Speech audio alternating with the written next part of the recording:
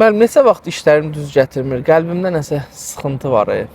Heç aram ola bilmirəm. Xəqan bilsən necədir? İnsan bəzi vaxtlarda etdiyi günahlar, Allahı unutmaqları onu bu sıxıntılara salır. Elə bilirsən ki, bütün qapılar bağlanıb. Gəl mən sənə 2 dənə zikr öyrədim, bunları davamlı edərsən. Birinci salavat zikridir. Salavat demək olar hər bir dərdin dərmanıdır. Allahumma salli ala Muhammed və ali Muhammed. İlahi, Peyğəmbər və onun əhl-i beytinə salam göndər. Mənası budur. İkincisi isə Yunisiyyə zikridir. Hz. Yunus Peyğəmbər balığın qarnına düşəndə oradan bu zikr edərək xilas olub. La ilahə illə ənt, subhanəkə inni kuntu minəz zalimin. İlahi, səndən başqa heç bir məbudu yoxdur, sən paksan, mən özümə zülm eləmişəm. Yəni, günahkar mənəm, pak sənsən. Etdiyim bütün işlərin günahkarı özüməm.